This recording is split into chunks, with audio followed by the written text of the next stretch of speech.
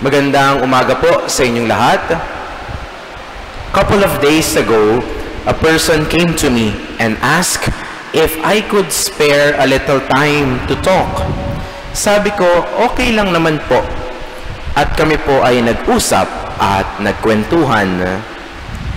And then, on the course of our conversation, she began sharing her problems about her experiences, pains, and difficulties right at that very moment. And you know, I just couldn't do anything. I know that it's not an advice that she needs. Ang kailangan lang niya ay taong handang makinig, dumamay, at mag-assure na magdadasal para sa kanya. Towards the end of our conversation, I also shared my current feelings, problems, and experiences. Sobrang daming nangyari last week at ako din po ay medyo gulong-gulo sa dami ng gagawin, schedule, at ng mga kung ano-ano pa. And that made me a bit anxious as well. Towards the end of our conversation, sabi niya, shockingly, she said, "Father, nagkakaproblema din pala kayo?" Lalo na ikaw. Kasi, Father, palagi ka naman nakasmile. Parang lagi kang masaya at parang happy-go-lucky. And then I said, opo naman. Siyempre, may mga iniisip din naman tayo. You know, dear brothers and sisters, the solemnity of our Lord Jesus Christ, the King of the universe, is the crown of the liturgical year. Our calendar officially ends this week, and next week will be already the first Sunday of Advent. And our gospel today is in fact presents the kingship of Jesus as the culmination of His saving work. Pero ito po yung maganda, because it does so in a very surprising way. Ang kingship po kasi ng Diyos o ni Jesus ay paradoxical. Paradoxical. His throne is the cross, not a majestic seat which we would often think whenever king is brought to our attention. His crown is not made of gold or diamonds or any precious stone, but His crown is made of thorns. Yung mga hari, may mga scepter, o yung parang mga tungkod, mga wand, etc. But Jesus, a reed was put in His hand during His crucifixion. Paghari o mga matataas na tao, we would often think of luxurious clothing.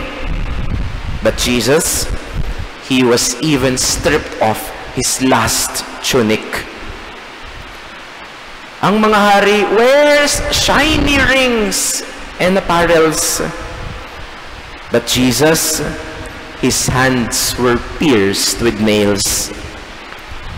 And lastly, pag kings ang pinag-uusapan, we would think of many treasures, etc. But Jesus has no gold or anything. Instead, He was even sold for 30 pieces of silver coins. Dear brothers and sisters, alam niyo po, as a priest, there is always a tendency that we are always being looked up to the point na pag nakita, ay si Father, bawal yan maging weak, bawal yan malungkot, bawal yan magkaroon ng problema. And kahit kayo po, even in your own ways, hindi po ba? If you are a leader in an organization, ganyan yung tingin sa atin. Dapat ikaw yung pinaka-strong palagi. Pagka kayo yung madre o padre de pamilya, o kayo yung breadwinner, dapat bawal kayong mapagod. Ganon ang expectations palagi sa atin. And many times, alam nyo po, ito din yung irony, because we are also human. And the irony is that our weaknesses can also become our strengths. Hindi po ba ang sarap magkwento ng pinagdadaanan sa taong alam mo mismo na nakakaintindi sa'yo kasi siya mismo na pagdaanan niya yon? Nasubukan niyo na po ba yon? Hindi po ba nakakagaan sa pakiramdam pag alam mo na pag may problema ka, meron kang makakaramay kasi you know that you are being understood by that person? Hindi po ba nakakaluwag sa kalooban kapag alam mong yung kausap mo, hindi din perpektong katulad mo? Ang hirap yatang magkwento ng financial problem sa taong never naka-experience ng financial problem. Ang hirap yatang magkwento ng problema sa pamilya sa taong problema sa asawa, sa taong wala namang asawa.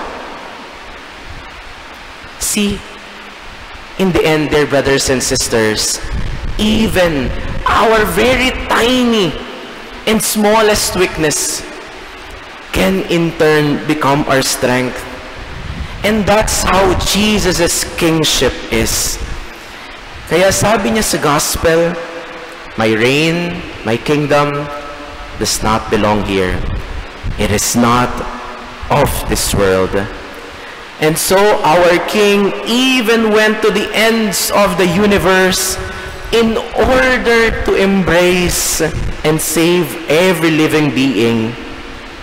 He did not condemn us, nor did He conquer us. He never disregarded our freedom, but instead showed us a love that forgives all things, hopes all things, sustains all things. Ito po yung pagmamahal ng isang hari, at ito po yung pagmamahal na nagligtas sa atin.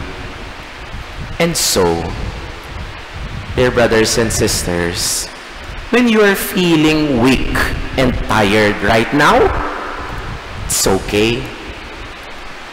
If you are feeling problematic or depressed right at this very moment, it's perfectly fine. When you're anxious right now and you don't know what to do with your life, you don't know what to do later, you don't know what will happen in the next coming days, it's okay. Remember, our fears and struggles can in the future become our inspiration. Our vulnerabilities can soon become our very own abilities. And lastly, our weaknesses can someday become our strengths. That is God's message to us today. That is how Jesus' kingship is. Amen.